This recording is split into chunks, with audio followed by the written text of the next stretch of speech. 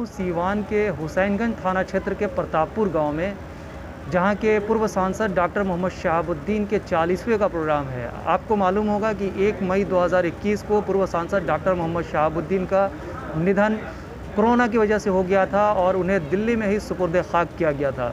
वजह ये बताया गया था कि कोविड के प्रोटोकॉल को मेंटेन करने की वजह से उनके पार्थिव शरीर को यहाँ लाने की अनुमति नहीं दी गई।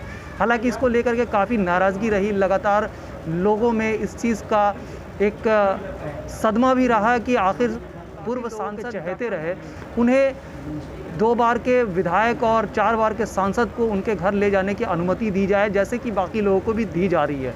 लेकिन सरकार की उपेक्षाओं के शिकार एक बार फिर हुए डॉक्टर मोहम्मद शहाबुद्दीन और उनके पैतृक आवास प्रतापपुर में उन्हें सुपुर्द खाक करने की इजाज़त नहीं दी गई, जिसके वजह से उनके घर वाले और उनके समर्थकों ने उनके पार्थिव शरीर को दिल्ली के ITO कब्रिस्तान में ही सुपुर्द खाक किया।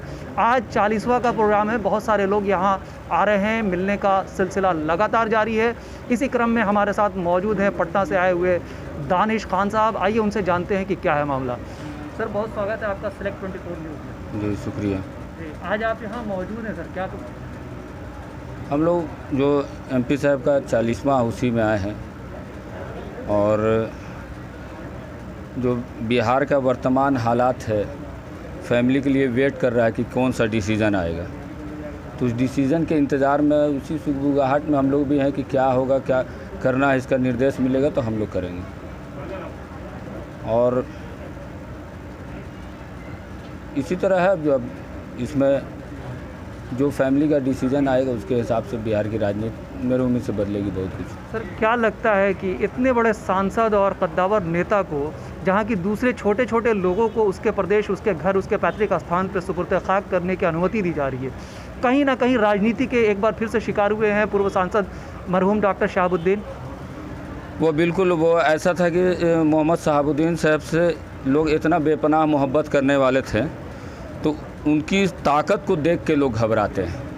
कोरोना प्रोटोकॉल तोड़ के भी बिहार से 10-20 लाख सीवान की धरती पे लोग पहुंच जाता है। अब मरने के बाद भी उनको एक ताकत और एक शहादत को श्रद्धांजलि दे के बड़े पैमाने पे लोग जाता है, जो आज के बड़े राजनीतिक और रसूख वाले ये चीज़ उनका नहीं देखना चाहते कि कोई इतनी बड़ी भी जमात किसी के लिए खड़ी हो। यही प्रॉब्लम है। बाकी तो अभी तो नूरुल हुदा जी भी सिक्किम में इंतकाल किए, तो उनको भी मुख्यमंत्री की पैरवी से लाया गया। तो इनके लिए तो पूरा बिहार का लोग, सभी जात समाज के, मुसलमान नहीं, हर कौम का लोग सिंपैथी रखा था कि उनकी बॉडी ला दो यार सीवान में। लेकिन ना सरकार की कोशिश रही, ना उनकी पार्टी की कोशिश रही। तो इसमें वही राज था कि लाखों लोग उनको श्रद्धांजलि देने कैसे पहुंचेंगे, और वो कैसे लोग बर्दाश्त कर लेगा कि मेरे अलावा भी कोई बिहार में शख्सियत रखता है जिसके लिए 10-20 लाख लोग उसकी कांधा देने के लिए उसके मैयत में शरीक हो सकता है। यही कारण था मेन, और कोई दूसरा कारण नहीं था। प्रोटोकॉल बहाना था, उनकी शख्सियत को जो दिखती थी वो ना दिखे, इसके लिए ऐसी कोशिश की गई। आपको क्या लगता है, लगातार मिलने वालों का तांता लगा हुआ है, क्या उनकी शख्सियत पे कहीं असर पड़ा है? उनकी शख्सियत तो और उभर के आती है, दिख रही है सामने। शख्सियत पे अभी तक कोई असर नहीं पड़ा और बल्कि उभरी है। और इस फैमिली को वो MP साहब से, शहाबुद्दीन साहब से जो सिंपैथी रखने वाले लोग हैं, जो उनसे मोहब्बत करने वाले लोग हैं, उसको संगठित रखना ये जिम्मेवारी है इस फैमिली की, और इनके ही अधीन हो वैसे कोई प्रयास करना होगा। चूँकि दूसरों के आज जो शहाबुद्दीन साहब की लड़ाई नहीं लड़ी गई पार्टी के द्वारा, इनके चाहने वाले भी बहुत सारे पार्टी में रहे, लेकिन क्योंकि ऊपर से सिग्नल नहीं मिला, ऊपर से मिलता तो लड़ाई होती।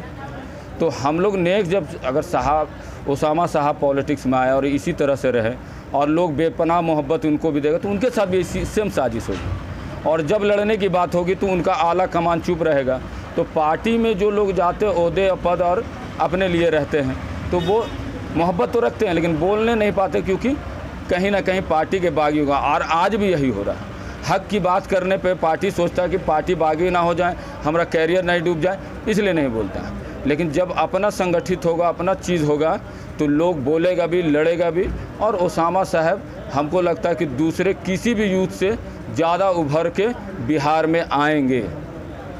इसी सब क्रम में हमारे साथ बात करने के लिए पूर्व मुखिया और हथौड़ा पंचायत के इनामुल हक उर्फ डिस्को भी मौजूद हैं। आइए उनसे जानते हैं कि आज उनके दिल पे क्या बीत रही है, चूँकि ये बहुत उनसे जुड़ा हुआ मामला है। सांसद शहाबुद्दीन सबके चहेते हैं, लेकिन उनसे एक ख़ास लगाव था।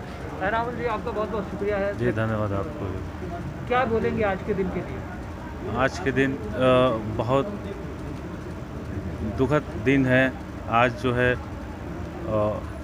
सारे लोग जो है उनके 40वां में आप देख ही रहे हैं, किसी को बुलाया नहीं गया, सिर्फ वो 40वां का जो फॉर्मेलिटी था उसको किया गया है। बाकी एक प्रोग्राम होगा, बड़े पैमाने में होगा, कम से कम 2-2.5 लाख लोगों का प्रोग्राम होगा।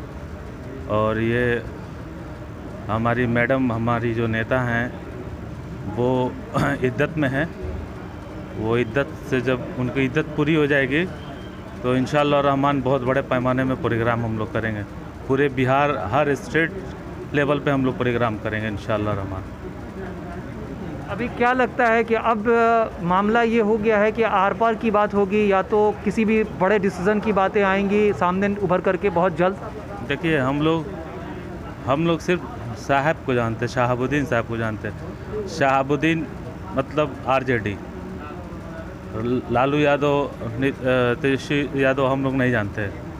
अगर शहाबुद्दीन साहब राजद में है तो हम लोग राजद में हैं, शहाबुद्दीन साहब जेडीयू में है तो हम लोग जेडीयू में हैं। अगर वो भाजपा में है उनका परिवार तो हम लोग भाजपा में हैं। उनकी परिवार जहाँ जाएगी हम लोग उनके साथ हैं।